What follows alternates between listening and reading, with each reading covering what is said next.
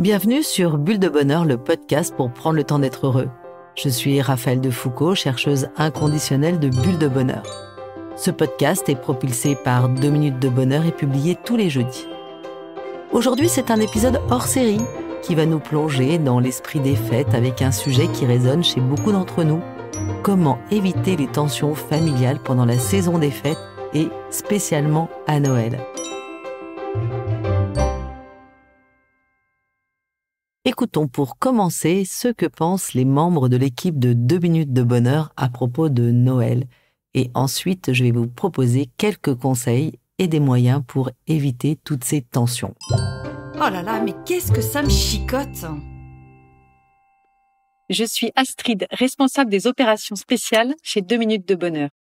À Noël, les disputes semblent inévitables parfois. Mais il doit y avoir des moyens de les éviter. Que nous proposes-tu, Raphaël? Moi, Julie, community manager à 2 minutes de bonheur, à Noël, dans ma famille, on se dispute trop souvent. Je suis sûre qu'il y a des moyens pour les éviter. Que nous proposes-tu, Raphaël? Constance de l'équipe éditoriale de Bulle de Bonheur. À Noël, je suis toujours déçue par les cadeaux de mon chéri. C'est souvent des idées pourries, à côté de la plaque. Raphaël, comment faire pour que malgré la déception, je passe une bonne journée sans faire la gueule? Alors vous en conviendrez tous, les fêtes de Noël en famille sont souvent une période spéciale et chaleureuse, marquée par plein de traditions, des célébrations et des moments précieux passés avec ceux qu'on aime. Dans notre inconscient positif, nous avons tous envie d'un Noël en famille avec plein d'occasions pour se connecter, de partager des moments spéciaux et de créer des souvenirs durables.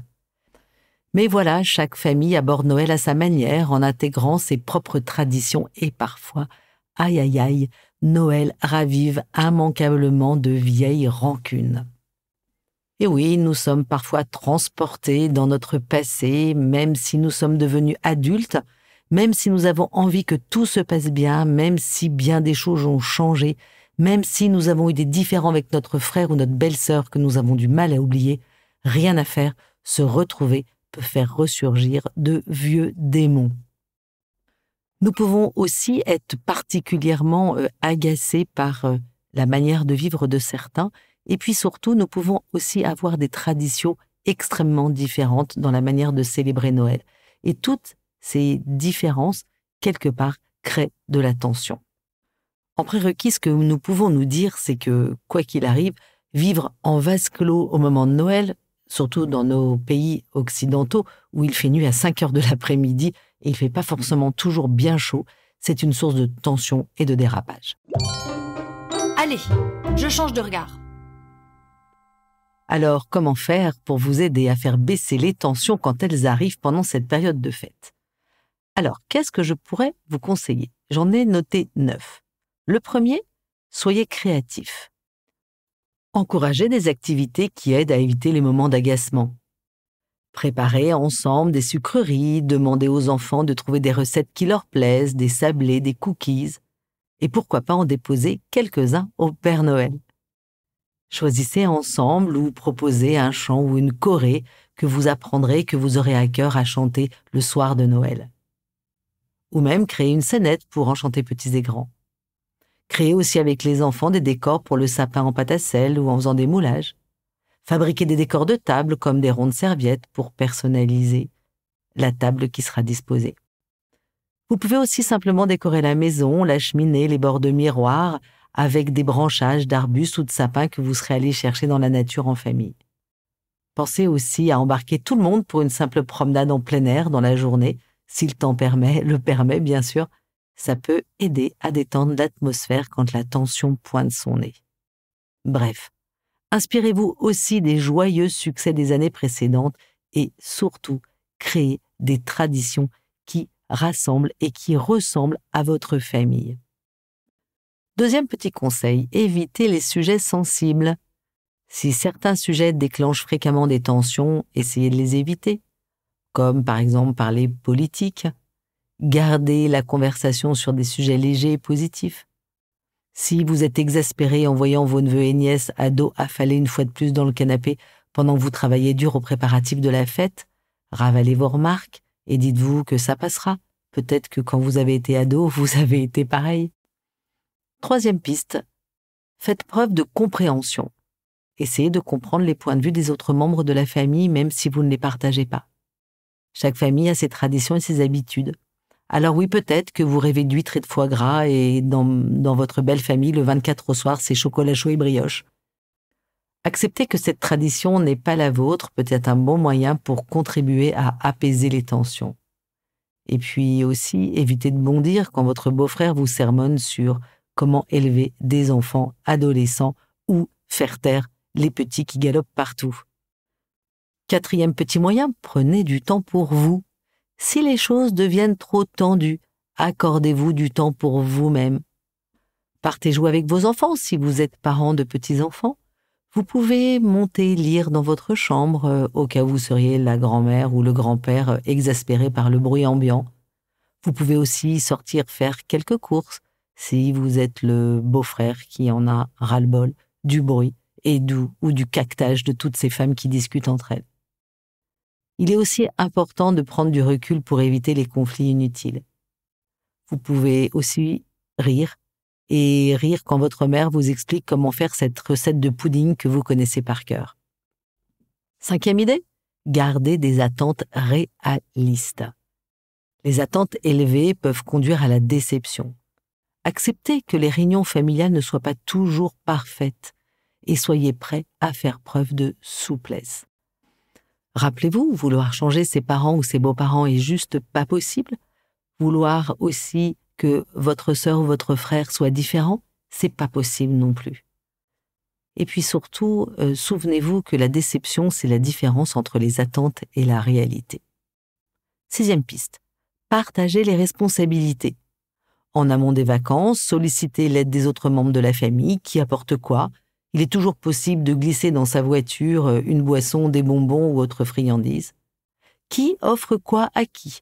Si vous êtes nombreux, vous pouvez faire un tirage au sort pour les cadeaux en définissant un budget à la portée de toutes les bourses.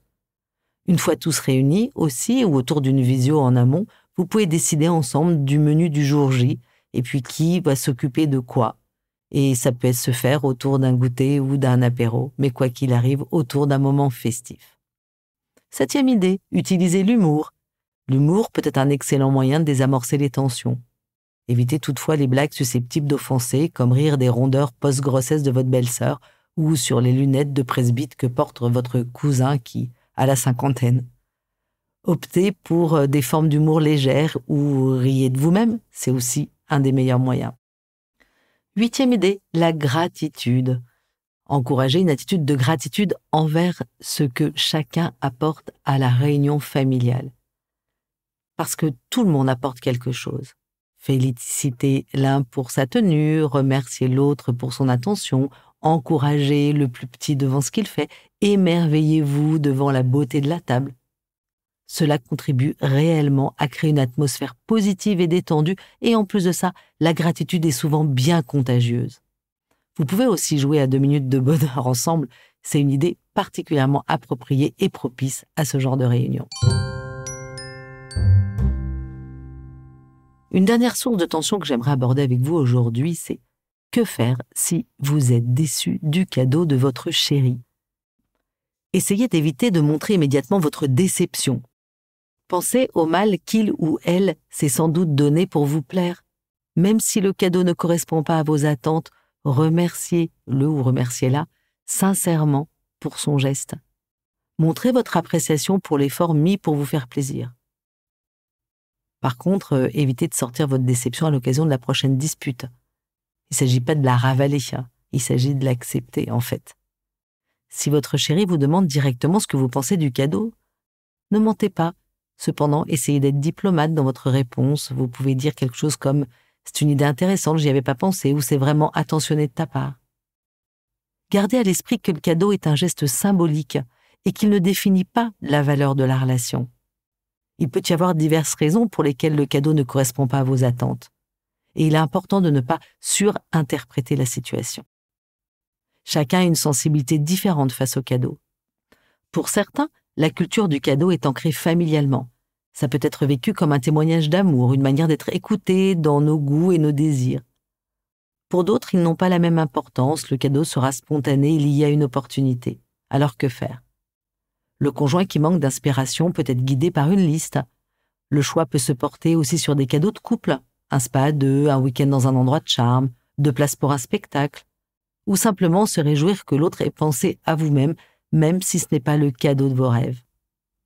Et si dans un couple, les cadeaux sont un problème, une chose est sûre, c'est offrez-vous le cadeau d'en parler. Et hop, je me lance. Une chose est sûre, c'est que c'est important que vous vous fassiez confiance, parce que vous êtes plein de ressources pour trouver des idées et surtout avoir l'envie que tout se passe bien et bien la meilleure de vos forces. En fin de compte, l'objectif est de favoriser des interactions positives et de créer des souvenirs joyeux pendant cette période de Noël. Avec un peu de compréhension, de patience et de planification, vous allez passer certainement un merveilleux Noël. La petite mousse de la semaine est poétique. C'est Guillaume Apollinaire qui nous la souffle. Et il nous dit, c'est Noël, il est grand temps de rallumer les étoiles. Alors à vous de jouer, chers auditeurs.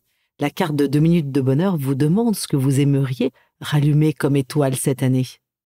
Oh là là, que de belles lumières en perspective. En attendant d'admirer toutes ces belles étoiles que vous allez rallumer, je vous souhaite un très très joyeux Noël. Merci pour votre écoute. Si vous avez aimé, dites-le nous avec 5 étoiles. Laissez vos commentaires et envoyez des bulles de bonheur à vos amis et partagez ce podcast. Inscrivez-vous à la newsletter en allant sur notre site 2 minutes de bonheur pour être notifié des prochains épisodes. C'est aussi très facile de nous trouver sur les réseaux sociaux, Facebook et Instagram. Il suffit de chercher 2 minutes de bonheur. Bulle de bonheur est propulsée par 2 minutes de bonheur, des outils pour créer du lien et prendre le temps d'être heureux.